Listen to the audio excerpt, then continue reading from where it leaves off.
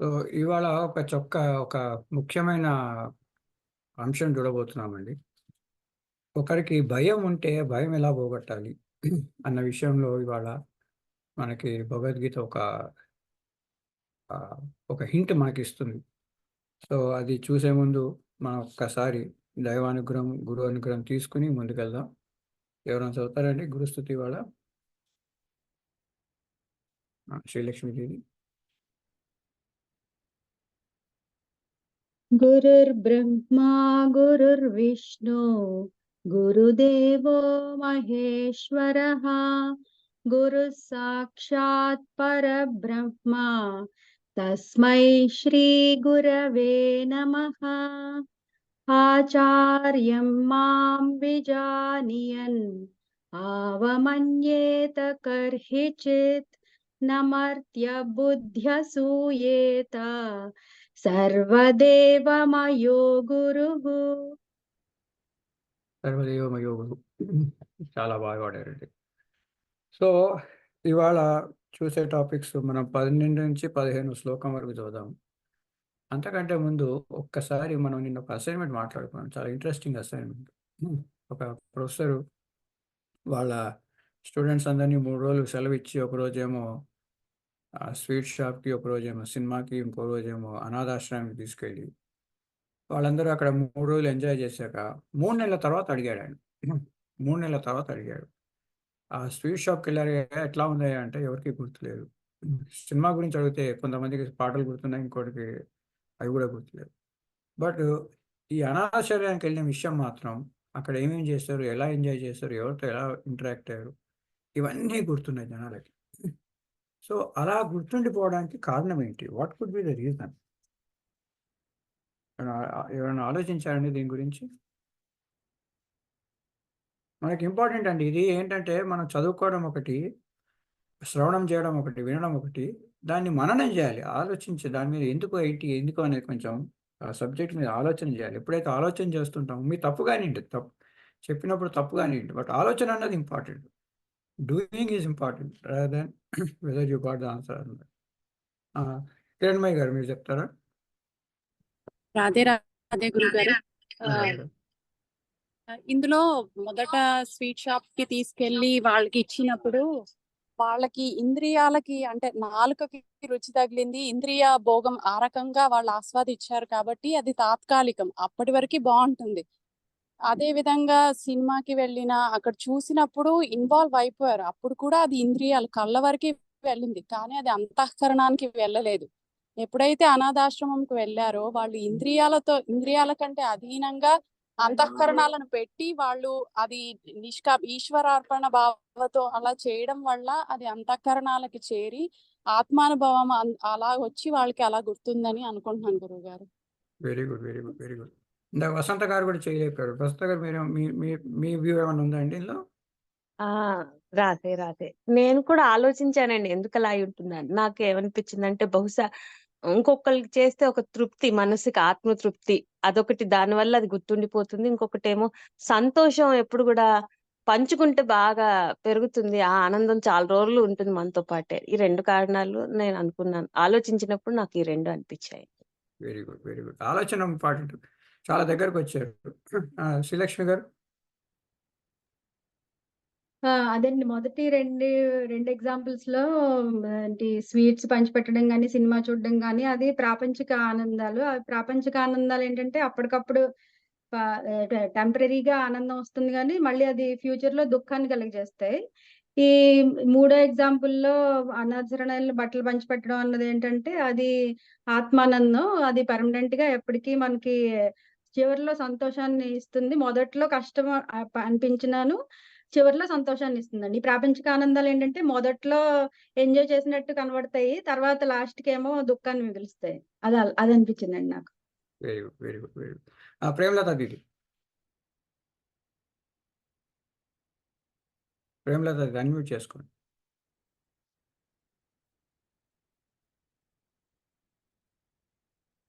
Premalatha garu? Premalatha didi. Okay. ఆవిడ ఉన్నట్లేదు. Okay అండి. ఇప్పుడు మనము ఈ మొన్నటి ఒక ఎగ్జాంపుల్ చూసాం. దుర్యోధనుడు ఏం చేశాడు? మన ద్రోణాచార్య దగ్గరికెళ్ళి ఆయన కోపాన్ని రెచ్చగొట్టేట్టుగా చేశాడు. లోపల ఒక భావం, కోపం అన్న భావాన్ని రెచ్చగొట్టేట్టుగా చేశాడు. ఎట్లాగా? అక్కడ ద్రుపదుని కొడుకుని చూడు, ఆ అర్జునుడి యొక్క శిష్యుని చూడు, అర్జునుడి యొక్క శిష్యుడు అర్జునుడికై పనిచేస్తున్నాడు. ఇక్కడ ఇంకొకరిని చూడు. అలాగా ఆయనలో ఒక భావం, కోప భావం అన్నది ఉత్పన్నమయ్యేటట్టుగా వ్యవహరించాడు ఆయన. చేసి వీళ్ళ వైపు వచ్చేసరికి అందరూ మంచి మంచి వాళ్ళని చూపించేశాడు.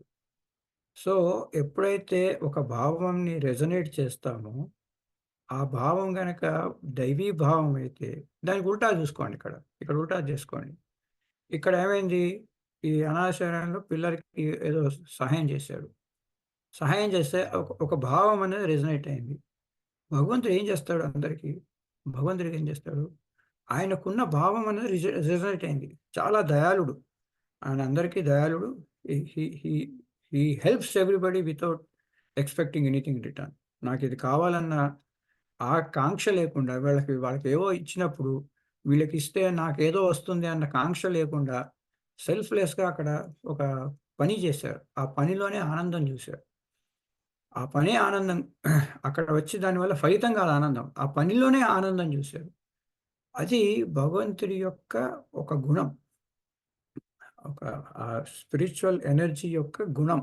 స్పిరిచువల్ ఎనర్జీ అనండి, భగవంతుడు అనండి, రియాలిటీ అనండి, బ్రహ్మన్ అనండి, ఏదైనా పేరు పెట్టండి. దాని యొక్క అదొక గుణం. ఎప్పుడైతే ఆ గుణం రెజొనేట్ అవుతుందో, ఎప్పుడైతే ఆ గుణం మనలో వస్తుందో, ఆ గుణం మనలో ఉంది అది రెజొనేట్ అవుతుందో, ఆ ఫ్రీక్వెన్సీ మనకు మ్యాచ్ అవుతుందో, అది మన ఆత్మ కోరుకునేది అది. నన్ను భగవంతుడి దగ్గర తీసుకెళ్ళు, నన్ను భగవంతుడి దగ్గర తీసుకెళ్ళని కొట్టుకుంటూ వస్తుంది అది. జన్మల నుంచి కొట్టుకుంటుంది. కానీ ఎంతసేపు మన ఆనందం ఎప్పుడు బయట వస్తువుల్లో, ప్రాపంచిక వస్తువుల్లో పెడుతున్నాం. అతను వెళ్ళాడు, ఎవరు మన బాంబే ఆంటీ దగ్గరికి వెళ్ళాడు వాడు. వెళ్ళి బాంబే ఆంటీని సేవ చేశాడు, అన్నీ చేశాడు. ఎందుకు? వాడి ఆనందం వచ్చేసి ఆవిడ ఫ్లాట్‌లోనూ, ఆవిడ ఆభరణాల్లోనూ పెట్టుకున్నాడు వాడు. సో, మనం చేయాల్సినది మనం చేస్తున్న పనిలోనే ఆనందం ఇప్పుడు. సో, ఎప్పుడైతే మనం నిష్కామకరంగా చేస్తామో, ఆ భగవత్ తత్వం అన్నది మనలోకి రెజొనేట్ అవుతుంది. అది రెజొనేట్ అయినప్పుడు అది మనకి ఆ స్పిరిచువల్ ఎనర్జీ ఫ్లో అవుతుందన్నమాట. సో, ఇక్కడ ఏమైపోయింది? ఇవన్నీ డిఫరెంట్ ఎనర్జీస్ ఉంటాయి మనలో. దీని గురించి మనం చాలా డీటెయిల్‌గా తర్వాత చదువుదాం మనం. ఈ భయం అన్నది లోయెస్ట్ అనేది. ఇదొక మ్యాపింగ్ చేశారు మన న్యూరాలజిస్ట్‌లు వాళ్ళందరూ. ఒక న్యూరాలజిస్ట్ డాక్టర్ హాకిన్స్ అని అతను మ్యాపింగ్ చేశాడు. ఎనర్జీ లెవెల్స్ మన లోపల ఒక ప్రేమ పుట్టుకొచ్చినప్పుడు, ఏదైతే ప్రేమ పుట్టుకొచ్చిందో అప్పుడు ఏమవుతుంది? ఒక ఇన్నర్ లవ్ వచ్చినప్పుడు మన కాన్షియస్‌నెస్ పెరుగుతుంది. ఇది భగవంతుడి తత్వం ఏంటి? భగవంతుడి హైయెస్ట్ కాన్షియస్‌నెస్. హైయెస్ట్ కాన్షియస్‌నెస్ అది. ఆ హైయెస్ట్ కాన్షియస్‌నెస్‌కి ఎప్పుడైతే దగ్గరకెళ్తామో అది మనకది హత్తుకుపోతుంది మన గుండెకి. అక్కడే ఉండాలి అన్న ఫీలింగ్ వస్తుంది. కాకపోతే మనం ప్రాపంచిక విషయాల్లో ఉంటాం. సో, భయం ఉన్నవాడికి చాలా లో కాన్షియస్‌నెస్ ఉంటుంది. కొంచెం పెరిగిన కొద్దీ కోరికల నుంచి కోపం నుంచి గర్వం నుంచి ఇంకా పెరిగితే కాస్త ధైర్యము, న్యూట్రాలిటీ, ఇలాగా కొన్ని తితిక్ష, యాక్సెప్టెన్స్, మన ఈ ఈ ఈ మన కష్టాలు ఓర్చుకునే ఒక ఓపిక, ఇవన్నీ దాటుకొని ఒక చోటుకెళ్ళినాక మనకి భగవంతుడి తత్వం ఒకటి, ప్రేమ తత్వం. ఇంకా పైకెళ్ళిన కొద్దీ చాలా కొన్ని తత్వాలు వస్తుంటాయి. గ్రేస్, వేరే వాళ్ళ మీద దయ, కరుణ, ఇలాంటివన్నీ పెరుగుతూ ఉంటాయి. సో, ఆ తత్వం, ఎప్పుడైతే మనం ఆ భగవంతుడి తత్వంతోటి మన భావాన్ని మనం రెజొనేట్ చేస్తూ ఉంటామో, ఆ రెజొనేషన్ వల్ల మనకి ఆ స్పిరిచువల్ అనుగ్రహం వస్తుంది. మనం గురువుగారి స్తుతి ఎందుకు చేస్తాం? స్టార్ట్ చేసే ముందు గురువుగారి స్తుతి ఎందుకు చేస్తాం? ఆయన మనస్తత్వంతో, ఆయన భావంతో మనం ఎప్పుడైతే రెజొనేట్ చేస్తామో, ఆయన అనుగ్రహం వల్ల ఆయన స్పిరిచువల్ ఎనర్జీ మనలోకి ట్రాన్స్‌ఫర్ అవుతుంది.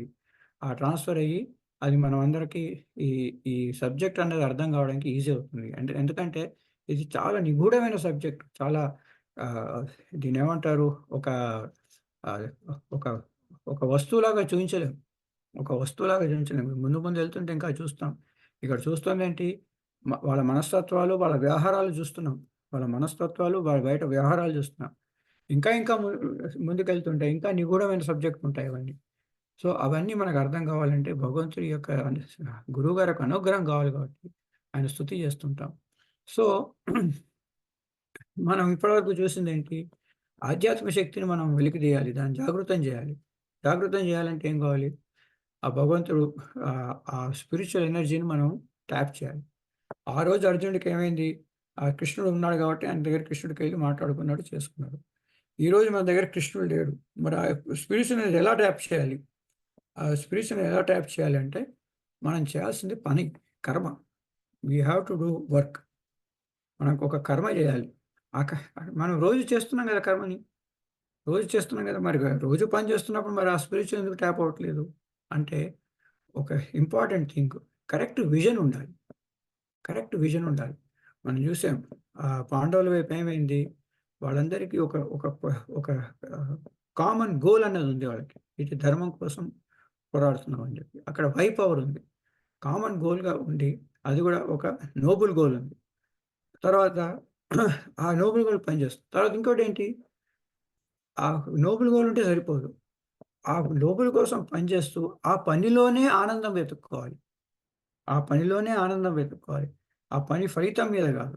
ఎప్పుడైతే మనం పనిలోనే ఆనందం వెతుకుతామో, అందులోనే మన పరమాత్మ మనలో ఉంటుంది. ఈ మనకు మూడో అధ్యాయంలో చూస్తాం 15వ శ్లోకంలో ఉంది అది. తస్మాత్ సర్వగతం బ్రహ్మ నిత్యం యజ్ఞ ప్రతిష్ఠితం అని. యజ్ఞం అంటే ఏంటి? ఒక ఒక నోబుల్ కాజ్ కోసం కర్మ చేస్తే దాన్ని యజ్ఞం అంటారు. యజ్ఞం అంటే ఇప్పుడు యజ్ఞం గురించి చాలా మాట్లాడతాడు భగవంతుడు మనకి అర్జునుడి కోసం. ఆ యజ్ఞం మాట్లాడినప్పుడు యుద్ధ భూమిలో కూర్చొని హోమాలు పెట్టి అది చేయి, ఇది చేయమని అనుంటాడని అనుకోవడానికి లేదు. ఎందుకంటే అక్కడ యుద్ధభూమి ఉంది. అక్కడ వాడు బాణాలు వేసి కూర్చున్నాడు. వీళ్ళు బాణాలు వేసి కూర్చున్నారు. అక్కడ కూర్చొని యజ్ఞం చేయి అంటే ఆ యజ్ఞం అంటే అక్కడ కూర్చొని హోమం చేయమని కాదక్కడ. ఆ కాంటెక్స్ట్‌లో యజ్ఞం అంటే ఒక నోబుల్ కాజ్ కోసమని పని చేయడం. ఎప్పుడైతే నోబుల్ కాజ్ చేస్తామో ఆ కర్మే ఆ యజ్ఞం అవుతుంది. ఆ యజ్ఞంలో ఆ యజ్ఞం చేస్తున్నప్పుడు ఏం చేయాలి? ఆ యజ్ఞంలోనే, ఆ కర్మలోనే మనం ఆనందపడాలి. When you are actually seeking happiness in the work. ఆ పనిలో మీరు ఆనందం చూస్తుంటే, వీడు పనిలో ఆనందపడుతున్నాడు అని చెప్పి ఆ పనిని మనం బాగా చేసేటట్టుగా భగవంతుడు మనకి ఎనర్జీ ఇస్తాడు. అన్ని అడ్డంకులొచ్చినా సరే మనం ముందుకెళ్తూ ఉంటాం. అలా ముందుకెళ్తున్నప్పటిది ఆ ముందుకెళ్ళే ఆ ఎనర్జీ, ఆ ముందుకెళ్ళే ఒక ఆహ్, పవర్ మనకి భగవంతుడు సప్లై చేస్తుంటాడు. ఎప్పుడైతే మనం ఆ పవర్ తీసుకొని ముందుకెళ్తుంటామో డెఫినిట్‌గా సక్సెస్ వస్తుంది. డెఫినిట్‌గా సక్సెస్ వస్తుంది. అయితే ఆ సక్సెస్ మీద కాన్సంట్రేషన్ కాకుండా, ఆ పని మీద కాన్సంట్రేషన్, ఆ పనిలోనే ఆనందించాలి. ఇప్పుడు ఒక గాయకుడు ఉన్నాడనుకోండి, పాటలు పాడుతుంటాడు. జనాలందరూ నన్ను మెచ్చుకోవాలి, వాళ్ళందరూ చప్పట్లు కొట్టాలని వాళ్ళ మీద కాన్సంట్రేట్ ఉందనుకోండి, ఈయన పాట సరిగ్గా పాడలేడు. అలా గాకుండా నేను పాట చక్కగా పాడతాను. దాంట్లో నేను చేసే ప్రతి నెక్స్ట్ స్టెప్పు, నెక్స్ట్ రాగం దానికి ఉండే ప్రతి చరణము, పల్లవి నేను సరిగ్గా పాడతాను అని చెప్పి ఎప్పుడైతే పాట మీద కాన్సంట్రేట్ చేస్తాడో, ఆ పాటని ఎంజాయ్ చేస్తూ పోతుంటాడో, భగవంతుడు కూడా ఆ శక్తి ఆయనకిచ్చి ఆ పాటని ఇంకా బాగా పాడేట్టుగా చేసి, ఆ హర్షధ్వానాలు ఆటోమేటిక్‌గా వచ్చేస్తాయి. హర్షధ్వానాలు ఆటోమేటిక్‌గా వస్తాయి. సో, మన concentration is always should be on the work. పని మీద మనం కాన్సంట్రేట్ చేయాలి. దాన్ని చాలా బాగా చేయాలి. ముందు ముందు చూస్తాం. ఏం పని చేయాలి? పని చేయడం అంటే మరి గుడికెళ్ళి గుడిలో పూజారి పని చేస్తేనే నాకు ఆ శక్తొస్తుందా? ఆహ్, లేకపోతే దీన్నేమంటారు? పెద్ద గుడి కట్టిస్తేనే నాకు ఆ శక్తొస్తుందా? ఏం పని చేయాలి? అంటే దానికి కూడా శ్రీకృష్ణ పరమాత్మ చెప్పాడు. ఏం పని చేయాలి? స్వే స్వే కర్మణ్యభిరత సంసిద్ధిం లభతే నరః. స్వే స్వే కర్మణ్యభిరత మీ కర్మలే చేయండి. ఎట్లాగా? అభిరథ దాన్ని అధిరోహించండి. ఒక రథం ఎక్కినట్టుగా స్వే స్వే కర్మణ్యభిరత సంసిద్ధిం లభతే నరః. అలా చేస్తేనే మీకు సిద్ధి లభిస్తుంది. సిద్ధి అంటే పూర్ణత్వం. పూర్ణత్వం కాదు సంసిద్ధిం అంటాడు. అంటే కంప్లీట్ పూర్ణత్వం. You will have to achieve highest goal by doing your own work. ఏ పని చేస్తే ఆ పని. కానీ ఆ పని చేయాల్సిన దానికి మీకు వై పవర్ ఉండాలి. వై పవర్ అంటే ఎందుకు చేస్తున్నాం? ఏ గోల్‌తో చేస్తున్నాం? ఏ విజన్‌తో చేస్తున్నాం? సో, అది చేస్తూ పోతుంటే సో, మన విజన్ ఎట్లా ఉండాలి? మన విజన్ వచ్చేసి మన విజన్ వచ్చేసి భగవంతుడి పాయింట్ ఆఫ్ వ్యూలో ఆలోచించాలి. సో, ఇది ఒక ఎయిర్‌క్రాఫ్ట్ ఉందనుకోండి. ఎయిర్‌క్రాఫ్ట్ ఎవరో రిపేర్ చేస్తున్నారు. రిపేర్ చేస్తున్నప్పుడు ఇక్కడ ఏదో పాడైంది. ఆ వ్యక్తి, ఆ పాడైంది నా పని ఈ ఈ ఒక్కదాన్ని రిపేర్ చేయడం అన్న దృక్పథంతో చూస్తున్నాడనుకోండి, పని చేస్తాడు. పని చేయడం వల్ల ఇక్కడ ఈ పని చేయడం వల్ల అక్కడేదో ప్రాబ్లమ్ రావచ్చు. అదే ఆ వ్యక్తి యొక్క విజన్ పని ఇక్కడే చేస్తాడు. విజన్ మాత్రం ఇక్కడ ఉందనుకోండి. మొత్తం నేను ఇలా పని చేస్తున్నాను. ఈ పని చేయడం వల్ల ఇక్కడ ఏదో ఎక్స్ట్రా స్క్రూ పెడతాను. ఇక్కడ స్క్రూ ఎక్కువై అక్కడ స్క్రూ తక్కువైపోయిందనుకోండి. అంత స్పీడ్‌లో మనం చూసాం. సింగపూర్ ఎయిర్‌లైన్స్ ఒకటి కింద పడిపోయి ఆల్మోస్ట్ 6000 ఫీట్ల కింద పడి ఎవరో ఒక వ్యక్తి కూడా పోయాడు ఆ ఫ్లైట్‌లో. నేనిక్కడ చేస్తున్న ఈ చిన్న పనికి అక్కడ ఇక్కడ ఇంబాలెన్స్ అయిపోయి ఎయిర్‌క్రాఫ్ట్‌కి మన స్టెబిలిటీ పోవచ్చు. ఆ వ్యక్తికి ఆ పని మీదే కాదు. ఆ విజన్ అన్నది ఇక్కడ దాకా వచ్చేస్తది. చేసే పని ఇక్కడే. కానీ చూసేది మాత్రం ఇక్కడి నుంచి. ఆ లెవెల్ ఆఫ్ థింకింగ్ అంటే పాయింట్ ఆఫ్ వ్యూ. ఇప్పుడు మన యజమాని కింద పని చేస్తాడండి ఒక సేవకుడు. ఆ యజమాని పాయింట్ ఆఫ్ వ్యూలో ఆలోచిస్తూ చేసిన పని మాత్రం వాడి పనే చేస్తున్నాడనుకోండి. యజమాని ఏం చేస్తాడు? వీడు చాలా చక్కటిగా వీడు అర్థం చేసుకుంటాడు. చెప్పిన పని బాగా అర్థం చేసుకొని పని చేస్తాడని చెప్పి, ఆ యజమాని వాడికి కావాల్సినంత ఇస్తూ పోతుంటాడు. మనమందరం కూడా భగవంతుడి యొక్క దాసులం కాబట్టి, ఆయన భగవంతుడి పాయింట్ ఆఫ్ వ్యూలో మనం ఎప్పుడైతే పని చేస్తామో, he will give the spiritual energy automatically. ఎలా పని చేయాలి? ఆయన దృక్పథం మనకు ఎలా అర్థం కావాలి? ఆయన ఆయన పాయింట్ ఆఫ్ వ్యూ మనకు ఎలా తెలియాలి? ఇదంతా యోగ శాస్త్రం. ఇదంతా భగవద్గీతలో ఉండే యోగ శాస్త్రం. దానికి అన్నిటికీ మనం 2వ అధ్యాయం, 3వ అధ్యాయం, 4, 5, 6, 18 అధ్యాయాలు ఉన్నాయి. ఇవన్నీ చదివితే మనకి క్లారిటీ వస్తుంది. సో, ఇప్పుడు మనం ఇంకొకసారి పున్న రివిజన్ చేసుకుందాం. సో, దుర్యోధనుడు ఏం చేశాడు? అర్జునుడి దగ్గరికి ఎమోషనల్ బ్లాక్‌మెయిలింగ్ మొదలెట్టాడు. Emotional blackmailing. పాండవుల పక్షాన ఉన్న ఆ శక్తిమైన యోధుల్ని చూపించాడు. వీళ్ళ పక్కన ఉన్న మంచి వాళ్ళని చూపించాడు. ఇంత చేసిన ద్రోణుడు మాత్రం ఒక్క మాట మాట్లాడలేదు. ఇంత చేసిన ద్రోణుడు మాత్రం ఒక్క మాట మాట్లాడలేదు. సో, మన దుర్యోధనుడు వెళ్ళిపోయి అక్కడ మన ద్రోణుడితో మాట్లాడుతున్నాడు. అంత చేసినా ద్రోణుడు ఒక్క మాట మాట్లాడలేదు. కాకపోతే అక్కడ వీడు చెప్పినవందనమాట. దగ్గరున్న వీళ్ళ పక్షాన ఉన్న వాళ్ళందరి గురించి చెప్తున్నాడు. ఎవడు? భవాన్ భీమశ్చ కర్ణశ్చ కృపశ్చ సమితం జయ అశ్వత్థామ వికర్ణశ్చ సోమదత్త సతైవ చ. సో, ఈ సమితంజయ అశ్వత్థామ ఇప్పుడు మెచ్చుకునేటప్పుడు వాళ్ళ కొడుకుని మెచ్చుకున్నాడంటే తండ్రికి చాలా ఆనందం ఇస్తుంది. సో, ఇవన్నీ ఆ మేనేజ్మెంట్ టెక్నిక్స్. వాడి మేనేజ్మెంట్ అంటే మంచి దృక్పథంతో కాదు. మన దీన్నేమంటారు? ట్రిక్ చేయడం అనమాట. సో, వాళ్ళని వశపరుచుకోవడం చేసేది. వాళ్ళే కాక చెప్తున్నాడు ఇంకా. అన్యచ బహవః శూరా మదర్థే త్యక్త జీవితాః. నా గురించి ప్రాణాలు వదులుకోవడానికి వీళ్ళందరూ వచ్చారు. నానాశస్త్ర ప్రహరణ సర్వే యుద్ధ విశారద. నానా శస్త్రాలు అన్ని ఆయుధాలు పట్టుకుని వచ్చి నా కొరసే ప్రాణం వదులుకోవడానికి వీళ్ళందరూ దిగారు అని చెప్పి తర్వాత వాళ్ళ సైన్యం అపర్యాప్తం. వాళ్ళ సైన్యం చాలా అపరిమితమైనది. పర్యాప్తంతో ఇదం ఏతేషాం బలం భీమ అభిరక్షితాం. సో, మనది మాత్రం చాలా పర్యాప్తమైన సైన్యం ఉంది. వాళ్ళది మాత్రం అపరిమితమైనది అని చెప్పి వీళ్ళందరికీ ఒక డైరెక్షన్ ఇస్తున్నాడు. ఏమని? అయినేషు సర్వేషు యథాభాగం అవస్థిత. మీరు ఎక్కడెక్కడ ఉన్నారో అక్కడెక్కడే స్ట్రాటజిక్ పాయింట్లో కూర్చుని భీష్మ ఏవ అభిరక్షంతు. భీష్ముని బాగా రక్షించండి. భవంత సర్వే ఏవహి. మీరందరూ కూడా భీష్ముని రక్షించండి అని చెప్పేసి ఒక డైరెక్షన్ ఇచ్చే మన దుర్యోధన వెళ్ళిపోయింది. అయితే ఇక్కడ దుర్యోధన ఒక మాట మాట్లాడారు. ఒక్క విషయం మనం చూడాలి. వీళ్ళందరూ యుద్ధంలో పాల్గొంటున్నారు కానీ ఒక్కరికి కూడా వాళ్ళ objective is not the same. ద్రోణాచార్యుడు గత్యంతరం లేక చేస్తున్నాడు. భీష్ముడు ఒక గోల్తో చేస్తున్నాడు. కర్ణుడు ఏం చేస్తున్నాడు? నేను అర్జునుడి కంటే గొప్పవాడిని ప్రూవ్ చేసుకోవడం కోసం. అట్లాగా ఒక్కొక్కరికి ఒక్కొక్క మోటివ్ ఉంది. వాళ్ళందరి హేతువు ఒకటి కాదు. కామన్ గోల్ లేదు అక్కడ. ఎప్పుడైతే కామన్ గోల్ లేదో అక్కడ ఆ యూనిటీ అక్కడ ఒక హార్మోనీ అన్నది లేదు. సైన్యం మాత్రం చాలా పెద్దది. హార్మోనీ లేదు. అటువైపు పాండవుల వైపు సైన్యం చిన్నది. కాకపోతే ఇలాగా మన ఈ యుధిష్ఠిరుడు వచ్చేసి పోయి కృష్ణుడి దగ్గర ఇలా చేయి అలా చేయని, మరి ఇంకోటి పోయి ఇక్కడ చేయి అలా చేయని, ఇవన్నీ ప్లానింగ్ ఎప్పుడు అవుతుందండి? ఒక ఒక యుద్ధం అవుతుంది అనుకోండి, యుద్ధానికి స్ట్రాటజీ ప్లానింగ్ అంతా ముందే అయిపోతుంది అక్కడ. వాళ్ళ యుద్ధం వార్ జోన్లోకి వచ్చాక భీష్ముని రక్షించండి, భీష్ముని అందరూ ఆపండి అని చెప్పి అప్పుడు చెప్పడు అక్కడ. అప్పుడు చెప్పడు. భీష్ముని ఆపాలి, భీష్ముని చేయాలి అని ఇవన్నీ స్ట్రాటజీస్ ముందే వెళ్ళిపోతాయి. ఎప్పుడైతే కోహెసివ్ గోల్ లేదో, కోహెసివ్ గోల్ లేదో అప్పుడు అప్పుడు యుద్ధరంగంలోకి వచ్చి ఇప్పుడు ఇలా చేయండి, ఇప్పుడు అలా చేయండి అని చెప్పి చెప్పడం అనేది మొదలవుతూ ఉంటుంది. So there is no common goal. Common goal ఎప్పుడైతే తగ్గిపోతుందో అక్కడ ఇలాంటివి వస్తాయి. అదే మన పాండవుల పక్షంలో ఒక ఆ ప్లానింగ్, ఆ స్ట్రాటజీ అంతా ముందే డిసైడ్ అయిపోయింది. ముందే డిసైడ్ అయిపోయింది కాబట్టి ఇక్కడ మన లాస్ట్ మినిట్‌లో కే మన స్ట్రాటజీ గురించి మాట్లాడుకునే స్థితి రావట్లేదు. అది అది ఈరోజు ఇంకొంచెం చాలా క్లారిటీగా వస్తుంది. ఎందుకంటే ఆ పాండవుల పక్షం అన్నది చాలా ఆర్గనైజ్డ్‌గా ఉంది. చిన్న సైన్యమే.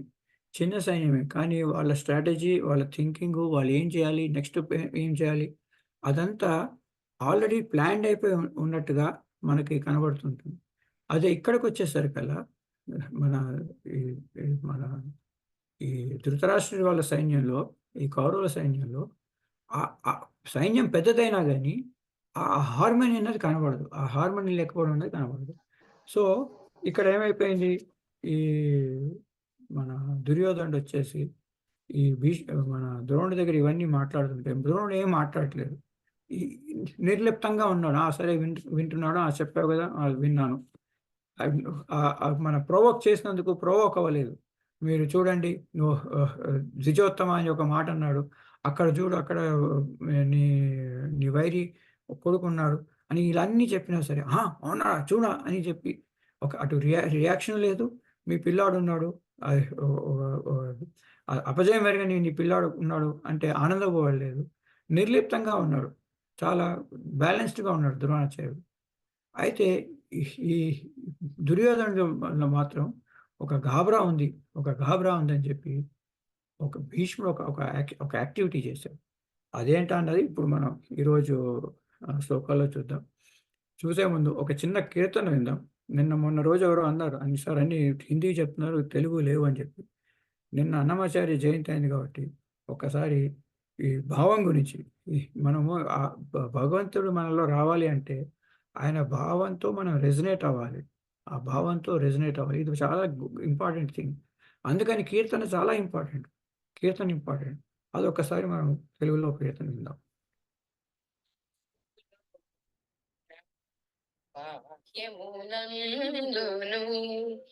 గోవింద గోవింద యని కొలువావో మనసా భావములోన బాహ్యమునందును హరి అవతారములే అఖిల దేవతలు హరిలోనివే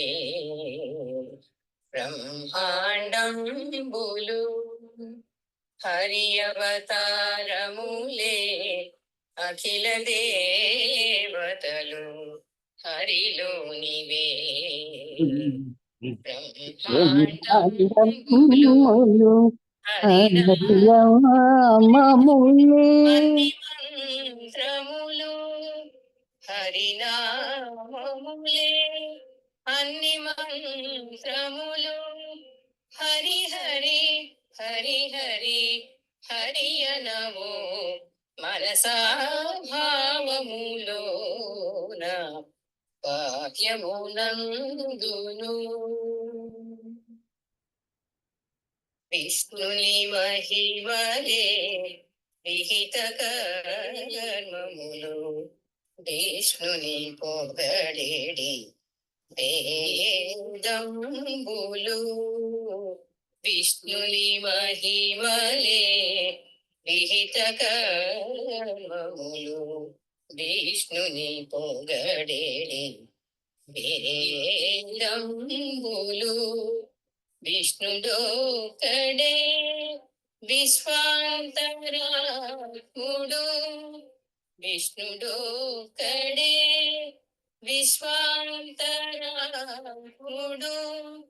విష్ణువు విష్ణువని వెదకవో మనసా భావములోన వాక్యమునందును. అచ్యుతుడితడే ఆదియునంత్యము, అచ్యుతుడే అసురాంతకుడు. అచ్యుతుడితడే ఆదియునంత్యము, అచ్యుతుడే అసురాంతకుడు. అచ్యుతుడు శ్రీ వెంకటాద్రి మీద నిదే, అచ్యుతుడు శ్రీ వెంకటాద్రి మీద నిదే. అచ్యుత అచ్యుత శరణనవో మనసా భావములోన వాక్యమునందును. గోవింద గోవింద యని కొలువావు మనసా భావములోన వాక్యమునందును.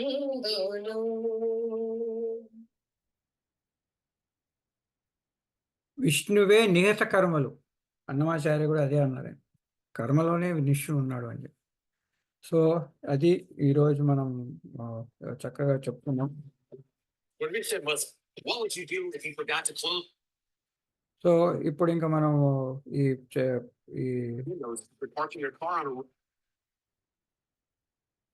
చేద్దాం. ఎవరైనా చదువుతారండి ఇంకా ఈరోజు శ్లోకాలు? శ్రీలక్ష్మి గారు స్టార్ట్ చేయండి. ఓం శ్రీ పరమాత్మనే నమః. అథ ప్రథమోऽధ్యాయః అర్జున విషాద యోగః. తస్య సంజనయన్ హర్షం ఉరువృద్ధ పితామహః సింహనాదం వినద్యౌచైః శంఖం దగ్మో ప్రతాపవాన్. తస్య సంజనయన్ హర్షం ఉరువృద్ధ పితామహః సింహనాదం వినద్యౌచైః శంఖం దగ్మో ప్రతాపవాన్. తస్య తస్య అంటే ఇక్కడ అతని యొక్క, అతని కొరకు, అతని యొక్క, అతని యొక్క, ఎవరు అతని యొక్క? దుర్యోధను యొక్క. సంజయన్ హర్షం, హర్షం సంజయన్, మీరు అన్వయం చేసుకుంటే ఇది వస్తుంది. హర్షం, హర్షం అంటే హర్షం వ్యక్తం చేయడం. ఇది యాక్చువల్గా ఇంగ్లీష్ వర్డ్ తీస్తే జాయ్ అని ఉంటుంది, యాక్చువల్గా అది జాయ్ కాదు, ఎలేషన్. ఎలేషన్. సంజయన్ అంటే ఉత్పన్నం చేయడం కోసం. సో దుర్యోధనలో ఒక హర్షం ఉత్పన్నం చేయడం కోసం అని. తస్య సంజయన్ హర్షం, తస్య హర్షం సంజయన్, ఒక ఒక ఒక ఎక్సైట్మెంట్ని ఉత్పన్నం చేయడం కోసం, ఒక ఎలేషన్ని ఉత్పన్నం చేయడం కోసం, హర్షాన్ని ఉత్పన్నం చేయడం కోసం అని. కురువృద్ధ పితామహ, మన పితామహుడు ఎవరు? భీష్ముడు. కురువృద్ధ పితామహుడు ఏం చేశాడు? ఆయనలో ఒక హర్షంని చేయాలని. ఇప్పుడు ఏమైంది?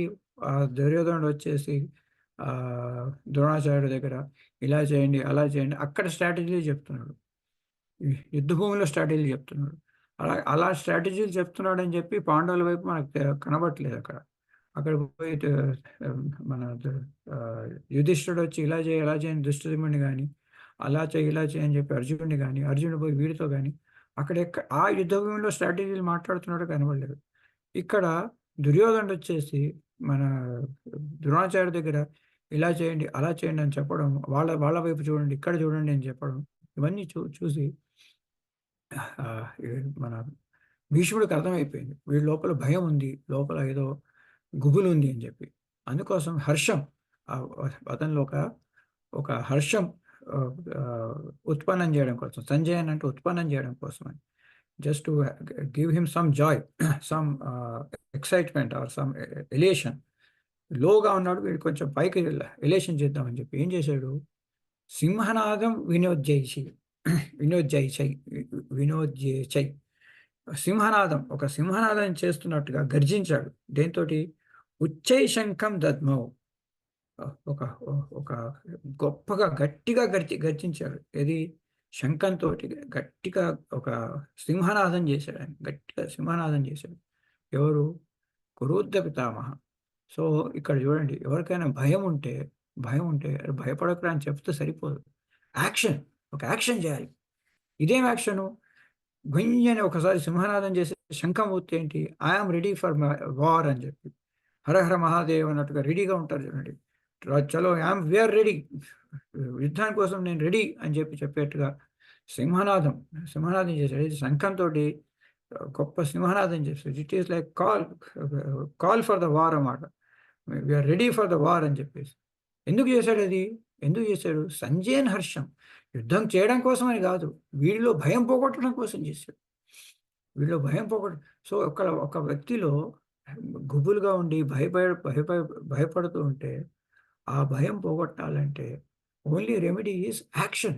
వాడి ముందు యాక్షన్, ఒక యాక్టివిటీ అనేది దించేస్తే, నేను దిగుతానని చెప్పి యాక్టివిటీ మాటలతో సరిపోదు, అది యాక్షన్ చేయాలి. ఆ యాక్షన్ చేయగానే ఒకసారి వాళ్ళకి ఆ భయం పోతుంది. సో ఎప్పుడైతే ఈ భీష్ముడు వచ్చేసి ఒక్కసారి ఆ శంఖాన్ని గట్టిగా పూరించాడు, నెక్స్ట్ ఏమైంది? సో శంఖాన్ని గట్టిగా పూరించగానే వాడికి ఒక హర్షం కావాలి, వీడికి భయం పోగొట్టాలి అని చెప్పి ఒక శంఖాన్ని పూరించగానే నెక్స్ట్ ఏమైంది? ततः शङ्काश्च भैर्यश्च पणवानकगोमुखाः सहसैवाभ्यहन्यन्त सशब्दस्तु मुलोऽभवत् ततः शङ्काश्च भैर्यश्च पणवानकगोमुखाः सहसैवाभ्यहन्यन्त सशब्दस्तु मुलोऽभवत्. ఇప్పుడు భీష్ముడు ఒక్కసారి శంఖం ఊదగానే ఏమైపోయింది? అప్పుడు శంఖాహ, ఇది ప్లూరల్, శంఖాహ అంటే శంఖాలన్నీ, చాలా శంఖాలు. భేర్య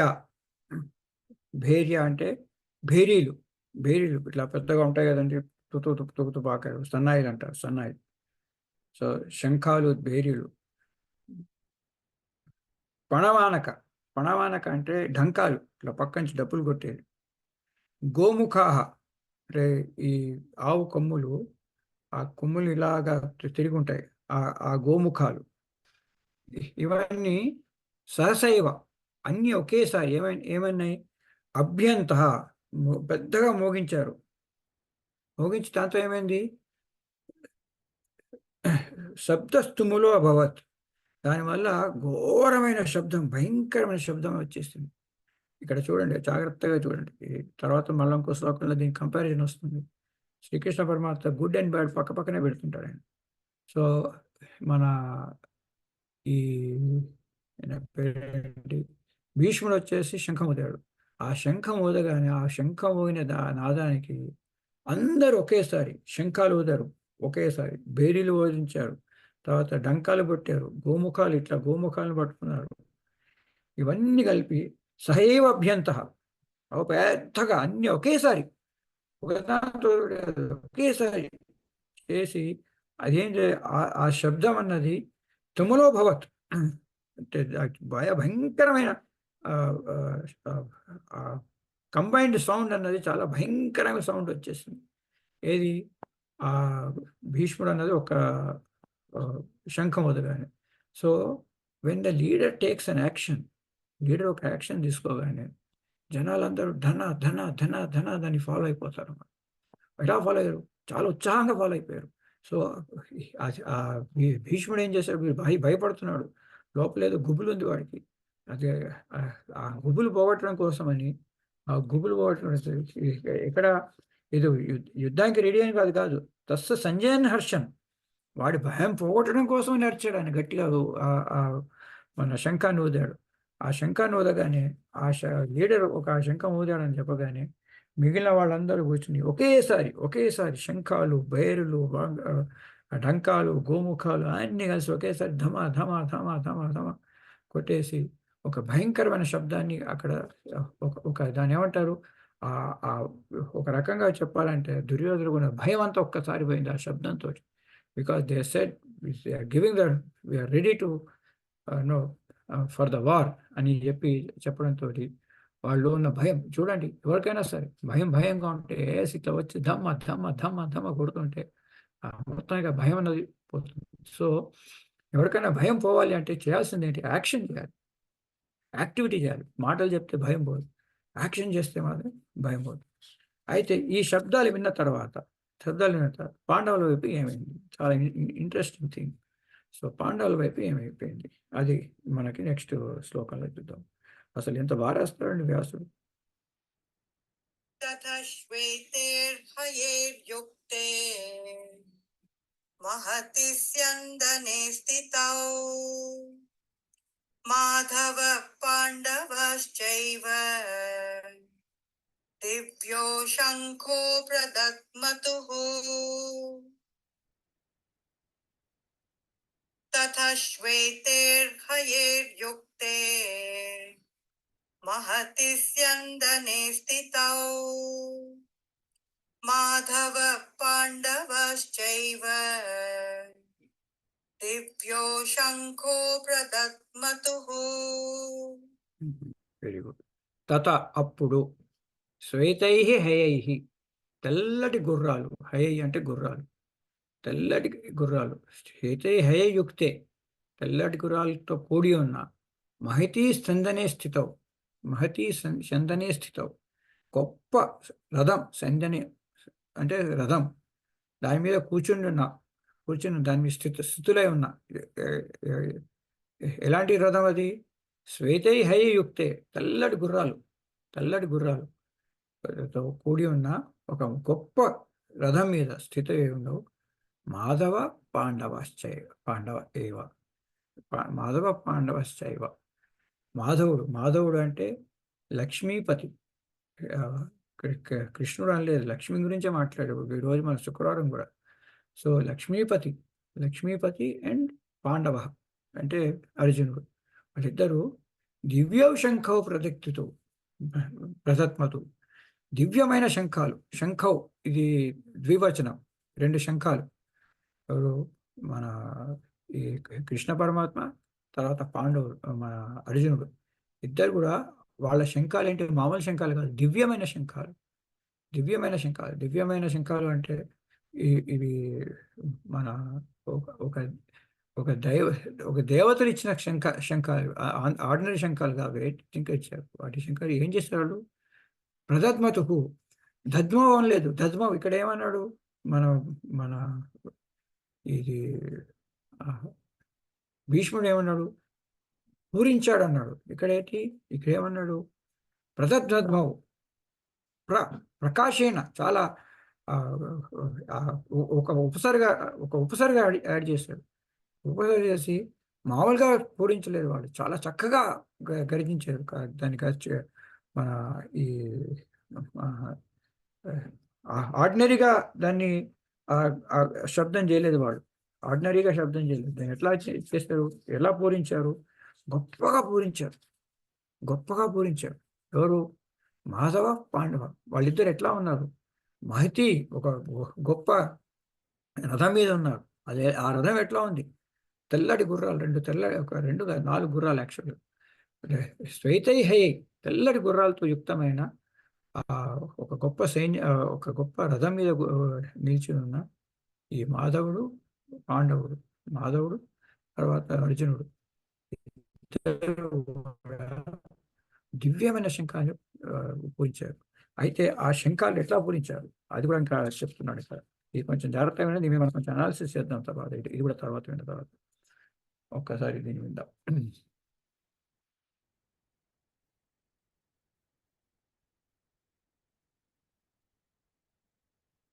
पाञ्चजन्यं ऋषिकेशो देवदत्तं धनञ्जयः पौण्ड्रं दद्मो महाशङ्खं भीमकर्मावृकोदरः పాంచజన్యం पाञ्चजन्यं పర్లేదు. ऋषिकेशो देवदत्तं धनञ्जयः पौण्ड्रं दद्मो महाशङ्खं भीमकर्मावृकोदरः వెరీ గుడ్, వెరీ గుడ్. పాంచజన్యం ఋషికేశ. ఈ కేశ యాక్చువల్గా మనకు సంధిలో ఏమవుతుందంటే కేశో అవుతుంది. అది ఈ విసర్గ అన్నది పోయి ఓకారం వస్తుంది అక్కడ. సో పాంచజన్యం ఋషికేశ. ఋషికేశం అంటే ఏంటి? One who controls the senses. ఇంద్రియాలన్నింటినీ బాగా కంట్రోల్ పెట్టుకున్నవాడు. ఆయనకి ఆకలి ఇది చేయొద్దు అంటే చేయలేడు, కావాలంటే చేయగలడు. సో ఇంద్రియాలని మనని వశం చేసుకో, ఇంద్రియాలన్నింటినీ ఆయన వశం చేసుకుంటాడు. అది శ్రీకృష్ణుడికి పేరు. ఆయన చెప్పినట్టుగా ఇంద్రియాలు ఉంటాయి, ఆయన ఇంద్రియాలన్నీ. సో పాంచజన్యం ఋషికేశ. అతను ఏం చేశాడు? పాంచజన్యం అనే శంఖాన్ని ఊరాడు ఆయన. దేవదత్తం ధనంజయ మన ఈ అర్జునుడికి వచ్చేసి దేవదత్తం అనే ఒక శంఖాన్ని ఊరాడు. పౌండ్రోదత్మ మహాశంఖం భీమకర్మ వృకోదర. ఈ పౌండ్రం అనే ఒక మహాశంఖాన్ని భీమకర్మ చాలా గొప్ప పనులు చేసేవాడు. ఎవరు? వృకోదర. వృకోదర అంటే తోడే లాంటి పొట్ట ఉన్నవాడు అని. అంటే ఎంత తిన్నా వాడికి తగ్గదు, ఇంకా తినాలంటుంది. ఎవరు? భీముడు. భీమకర్మ అంటే కష్టమైన పనులన్నీ చేసేవాడు. చాలా భీముడు అంటే చాలా కష్టమైన పని, అంటే గొప్ప కార్యం, చాలా గొప్ప పని, గొప్ప గొప్ప పనులు. భీమకర్మ అంటే గొప్ప గొప్ప పనులు చేసే వృకోదరుడు. వృకోదరుడు అంటే ఎంత తిన్నా ఇంకా తినాలని ఉండేవాడు. తోడే లాంటి పొట్ట ఉన్నవాడు. ఎంత తిన్నా ఆ పొట్ట మాత్రం పెరగదు, అలా సన్నగానే ఉంటుంది అది. సో అలాంటి వాడు ఏం చేశాడు? పౌండ్రం అనే శంఖాన్ని వదిలాడు. సో ఋషికేశుడు, మన శ్రీకృష్ణుడు వచ్చి పాంచజన్యం, ఆయనకున్న శంఖం పేరు పాంచజన్యం. ధనంజయుడికి ఉన్న ఈ శంఖం వచ్చేసి దేవదత్తం. భీముడికి వచ్చేసి ఆయనకున్న శంఖం వచ్చేసి పౌండ్రం. ఈ వీరు ముగ్గురు కూడా ఈ శంఖాన్ని ఊదారు. ఇక్కడ చూడండి, ఇక్కడ ఏమైంది? అక్కడ వచ్చేసరికల్లా మన భీష్ముడు ఒక శంఖం ఊదేసరికి అందరూ ఒకేసారి, ఇది శంఖమే కాదు, ఒక శంఖాలు, డప్పులు, డోళ్ళు అన్నీ పట్టుకుని పటా పటా పటా పటా కొట్టుకుంటూ పోయేవాడు ఒకేసారి. ఇక్కడ ఏమైంది? ఒక కోఆర్డినేటెడ్గా ఉంది. ఒక ఋషికేశుడు పాంచజన్యం ఊదాడు, తర్వాత దేవదత్తు ఒక దాన్ని ఊదాడు, పౌండ్రుడు ఒక దత్తుని ఊదాడు. సో మనకేంటంటే ఒక గొప్ప గోల్ ఉంటే సరిపోదు, ఆ గోల్తో పాటు ఒక స్ట్రాటజీ కూడా ఉండాలి. ఎట్లా చేయాలి, ఎలా వెతుక్కోవాలి, ఏం చేయాలి అన్నది ఒక ముందే ప్లాన్ చేసి ఉండాలి. ఆ ప్లానింగు, వీళ్ళ దగ్గర ఉన్న ప్లానింగు, తర్వాత ఏమేమి ప్లానింగ్ చేస్తారు, ఎట్లా ప్లాన్ చేస్తారు, ఎవరెవరు ఏ శంఖం ఊదారు, తర్వాత మన ఈయన పేరేంటి, యుధిష్ఠుడు ఏం శంఖం ఊదాడు, నకుల సహదేవులు ఏం చేశారు, మిగిలిన వాళ్ళందరూ ఎలా చేశారు, ఆ శంఖాలన్నీ ఒకేసారి ఊదారా, ఒక కోఆర్డినేటెడ్గా శంఖాలన్నీ పూజించారా, ఇవన్నీ కూడా మనం తర్వాత శ్లోకాల్లో చూద్దాం. ఇది రేపు చూద్దాం. రేపు ఉండదు మనకి, సాటర్డే సండే హాలిడే, మండే రోజు, సోమవారం రోజు. అంటే అమెరికా అయితే సండే నైటు, మన ఇండియాలో అయితే మండే మార్నింగ్. మళ్ళీ ఇది చూద్దాం. ఇది 16 నుంచి 21 కొంచెం ఎక్కువ శ్లోకాలు వస్తాయి రేపు మన సోమవారం నాడు, అవన్నీ చూద్దాం. అదే మీకు ఈ సాటర్డే సండే టైం ఉంది కాబట్టి ఒక్కసారి మనం అసైన్మెంట్ తీసుకుందాం. ఇప్పుడు సంజయుడు వచ్చేసి పాండవుల పక్షం వైపు పూరించిన శంఖాల పేర్లని చెప్పుకుంటూ వచ్చాడు. పాంచజన్యం, దేవదత్యం, శంఖం, పౌండ్రం అని. కానీ కౌరవులు ఏ వాద్యాలకి పేరు చెప్పలేదు. కౌరవుల వైపున వాద్యాలకి పేరు చెప్పలేదు. ఈ సంజయుడు ఈ మన ఈ పాండవుల వైపు ఉన్న ఈ వాయిద్యాలు, ఈ శంఖానికి వాటికి వీటికి పేర్లు చెప్పి, కౌరవుల వైపున వాయించాను. ఇప్పుడు భీష్ముడు గొప్పవాడి, ఆయన ఏదో శంఖం గురించాడు. మిగిలిన వాళ్ళందరూ గొప్ప గొప్ప సైనికులు ఉన్నారు అక్కడ. అందరూ వేస్ట్ గాళ్ళు కాదు కదా. వాళ్ళ శంఖాలకు ఒక ఏది పేరు పెట్టలేదు, ఏ వాయిద్యానికి పేరు పెట్టలేదు. ఆ వాయిద్యం వాయించాడు, ఈ వాయిద్యం వాయించాడు అని. ఇక్కడికి వచ్చేసరికల్లా పాంచజన్యం వాయించాడు, దేవదత్తం వాయించాడు, పౌండ్రం వాయించాడు అని వాళ్ళ శంఖాల పేర్లని చెప్పుకుంటూ వచ్చాడు. దీని భావార్థం ఏమి ఉండొచ్చు? దాని అలా చెప్పడంలో what could be the rational behind that? ఆయన ఒక దాని వెనకాల ఉన్న భావార్థం ఏమిటి, ఏమై ఉండొచ్చు అన్నది మీరు కాస్త చింతన చేసి మననం చేస్తే మండే రోజు దీని గురించి మనం డిస్కషన్ చేద్దాం. సో ఇది మనకి అయిన విషయం. సో మీకు ఎవరికైనా ఏమైనా క్వశ్చన్స్ ఉంటే ఒక 2-3 minutes టైం ఉంది, మనం కాస్త డిస్కషన్ చేసుకోవచ్చండి. నమస్తే అండి. మనకి 14వ శ్లోకంలో మాధవ పాండవైశ్చైవ అనే అప్పుడు మాధవుడు కృష్ణుడు తెలుస్తుంది. పాండవైశ్చైవ అని అన్నప్పుడు 5గురు కాకుండా అర్జునుడిని ఎలా చెప్తున్నాము అనేది అది నాకు కొంచెం అర్థం కాలేదు. ఎందుకంటే మన తత శ్వేతై హేయ యుక్తే మహతీ సందనే స్థితం. ఇప్పుడు ఒక రథం మీద ఇద్దరు కూర్చొని ఉన్నారు. రథసారథి ఎవరికయ్యాడు? మన కృష్ణుడు. రథసారథి ఎవరికయ్యాడు? ఓన్లీ అర్జునుడికి అయ్యాడు. నాకే రథసారథిగా ఉండమని చెప్పాడు. సో శ్వేతై హయ యుక్తే మహతీ స్తందనే స్థితం. వాళ్ళు ఒక గొప్ప రథం మీద కూర్చున్న వాళ్ళిద్దరూ వచ్చారు అని చెప్తున్నాడు. వాళ్ళ గురించి చెప్తున్నప్పుడు ఆ వాళ్ళలో ఒకడు మాధవుడు ఉన్నాడు, అంటే ఇంకొకరు ఎవరు ఉంటారు? అర్జునుడే కదా. సో అందుకని మనం అర్జునుడిని ఇన్ఫర్ చేస్తాం. ఇక్కడ అర్జునుడు అని రాయలేదు, కరెక్టే వ్యాసుడు, కానీ మన అర్జునుడికే రథసారథి కాబట్టి అది అర్జునుడు అని మనం ఇన్ఫర్ చేసుకోవడం.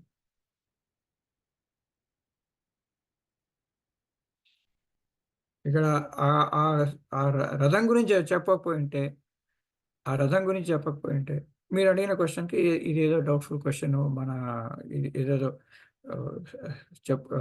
మన స్పెక్యులేషన్ అని చెప్పవచ్చు. ఇక్కడ క్లియర్గా చెప్పాడు. అందుకే శ్వేతే హరి యుక్తే మహతి ఇస్తుందని స్థితి ఆ మౌనిక అది.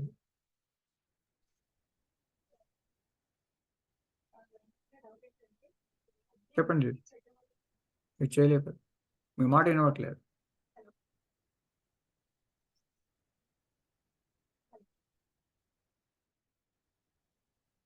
మీ మాట వినవట్లేదండి.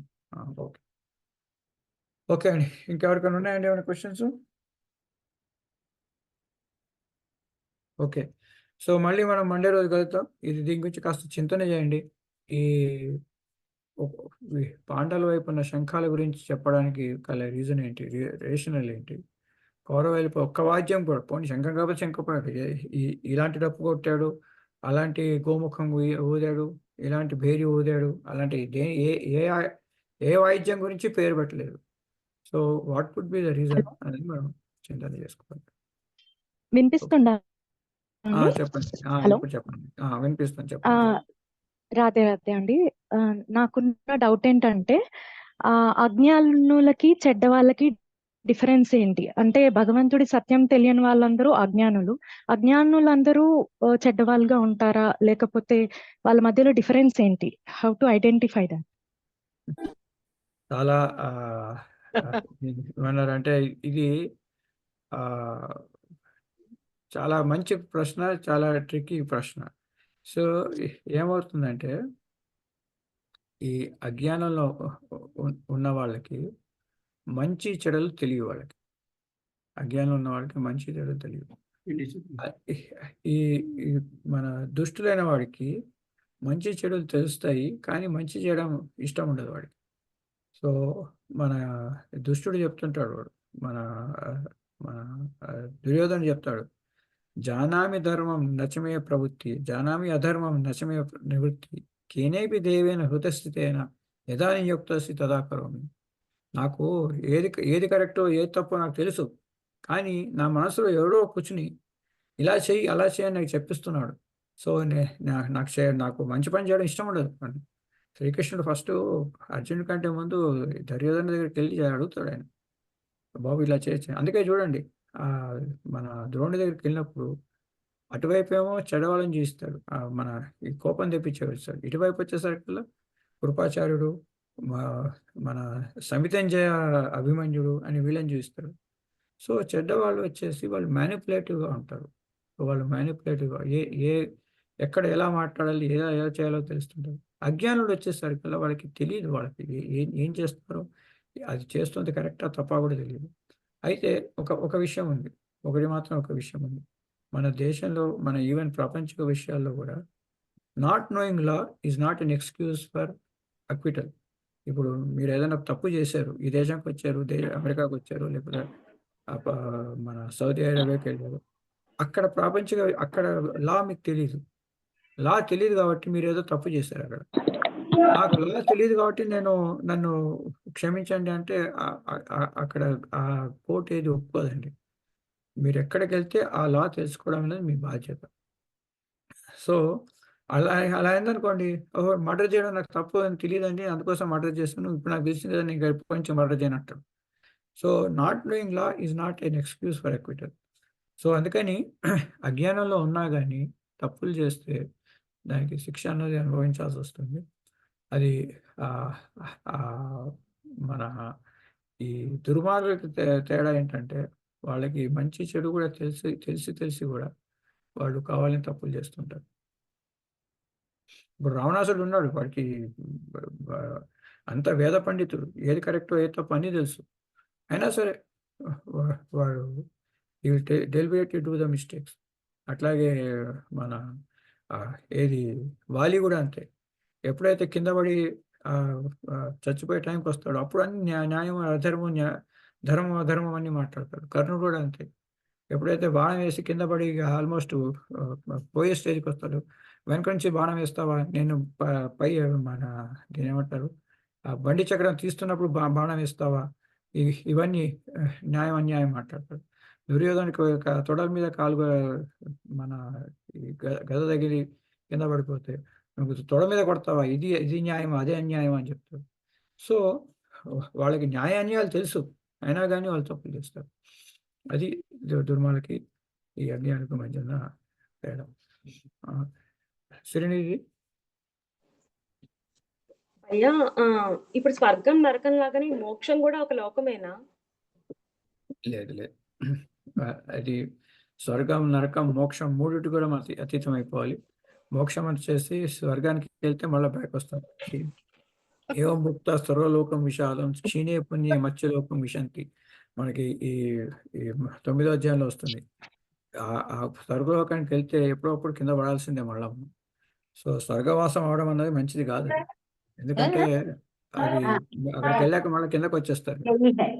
సో స్వర్గం అనేది టెంపరీ ఎంజాయ్మెంట్ ఏరియా. ఈ మోక్షం అన్నది వీటన్నిటికీ అతీతమైనది. మళ్ళీ జన్మరాహిత్యం పొందేది మోక్షం. అయితే మన ఈ భక్తి మార్గంలో మనం దాన్ని కూడా దాటిపోతాం, జన్మరాహిత్యం కూడా ఎక్కర్లేదు మనకి. ఈ భక్తి మార్గంలో వచ్చేసరికి కదా ఆ మోక్షాన్ని కూడా దాటిపోయేసి భగవంతుడికి ఇష్టమైతే మేము కావాలంటే ఇంకో 10 జన్మలు ఎత్తుతామన్న దృక్పథంతో మనం వెళ్తాం. ఆ డిఫరెన్స్ మన ఈ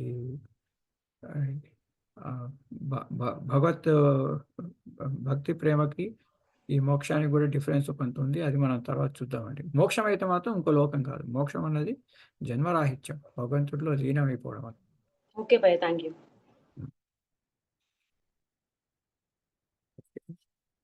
ఓకే అండి. సో మళ్ళీ మండే రోజు కలుద్దాం. మండే రోజు మనకి ఫస్ట్ టైం అర్జునుడు మాట్లాడడం మొదలెడతాడు. ఇంకా ఇది మన ఈ ఒక రియాక్షన్ ఇప్పుడు చూసాం, వీళ్ళ మనస్తత్వాలు చూస్తాం, మనస్తత్వాలతో ఏం మాట్లాడో చూస్తాం, ఆ మాటలతో రియాక్షన్ ఏమైంది, అదే పరిస్థితి చూడండి, సేమ్ పరిస్థితి. ఈ దుర్యోధనుడికి ఏమో భయం వస్తుంటే, మన ద్రోణుడికేమో నిర్లిప్తత. అంటే అక్కడ సిచ్యువేషన్ ఇది ఐడెంటికల్. సిచ్యువేషన్ వల్ల మనకి బాధలు కష్టాలు రావు.